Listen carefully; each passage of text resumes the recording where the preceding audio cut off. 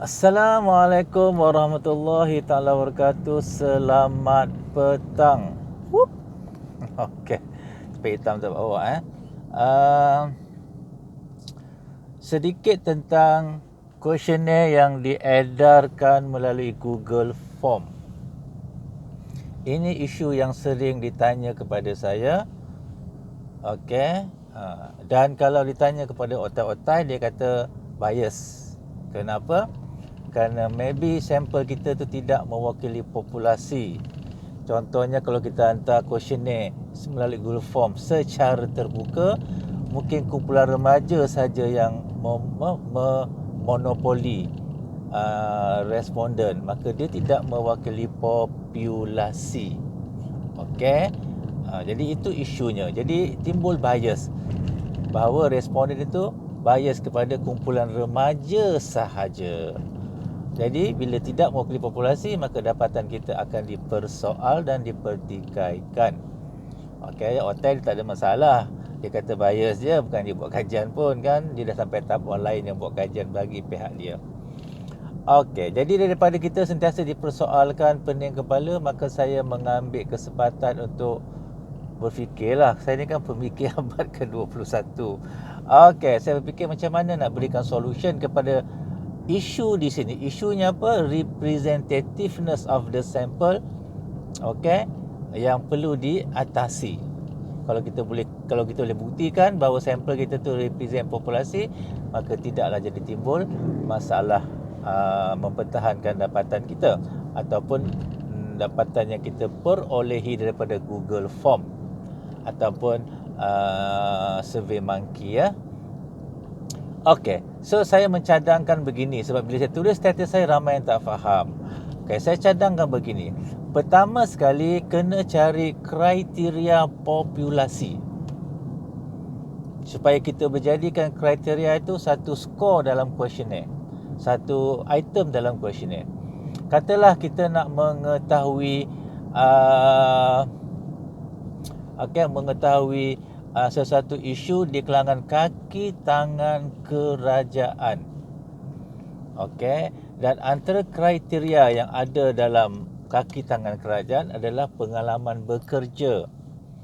Okey, contohnya mereka yang bekerja baru bekerja sedikit, mereka yang telah bekerja terlalu lama pun sedikit, tapi majoritinya mereka yang di pertengahan pengalaman bekerja sebagai majoriti. Umpamanya guru kan. Okey, sedikit guru baru, maybe sedikit guru yang ingin bersara dalam 4, 5, 6 tahun, tetapi majoritinya guru di tengah-tengah pengalaman untuk berkhidmat. Okey, maybe di antara 5 hingga let's say 20 tahun, itu yang majoriti. Jadi kita ambil parameter itu. Kriteria itu mestilah parameter dalam populasi yang kita nak dapatkan jawapan. Okey, maka kita masukkan pengalaman bekerja itu tahunnya ke dalam kita punya kuesioner. Maka setelah kita edarkan kuesioner, akan timbul persoalan.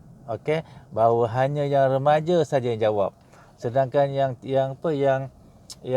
maybe nak pencen dia tak jawab.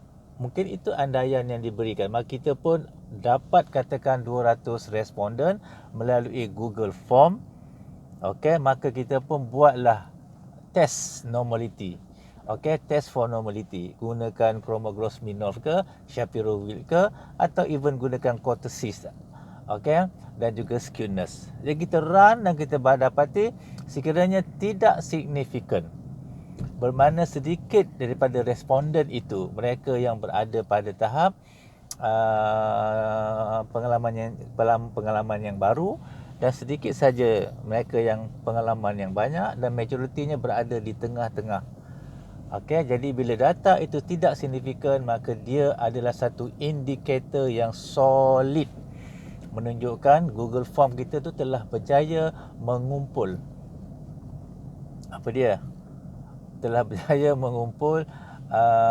responden yang representative population daripada data yang kita uji kenormalannya. Katalah 200 ya. Itu memberikan satu indikator bahawa kita telah berjaya mendapatkan responden yang mewakili populasi.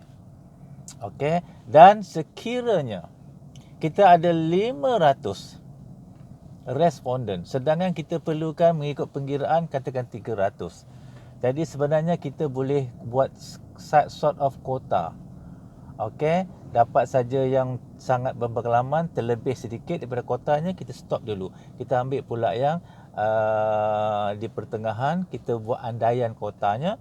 Okey, dan juga yang kurang berpengalaman, maka kita run dengan gunakan menggunakan kenormalan. Itu maybe cara yang kedua kalau kita dapat sampel yang banyak mungkin. Okey.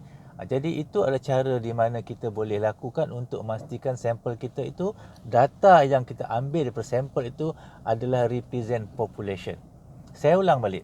Pertama, kita dapatkan apakah dia parameter yang menjadi kriteria utama dalam sampel kita. Dengan kriteria tersebut, ya, kriteria itu adalah parameter dalam populasi.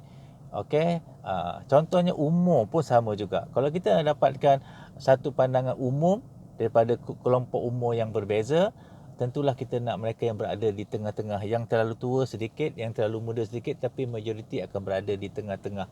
Okey, maybe antara 20 sampai 40. Maka kita dapat sampel dan kita run test for normality. Okey, tak boleh nak katakan ini golongan remaja saja yang isi, tidak semestinya. Jadi bila kita run dan kita dapati bahawa dapatan kita itu normal, maka itu tanda ia represent population. Maka tidak ada isu lagi data kita, data yang dihasilkan oleh mereka yang bias. Okey, itu saja yang sempat saya berkongsi. Harap anda dapat sedikit pengetahuan daripada apa yang saya cuba sampaikan. Assalamualaikum. I love you. Bye bye.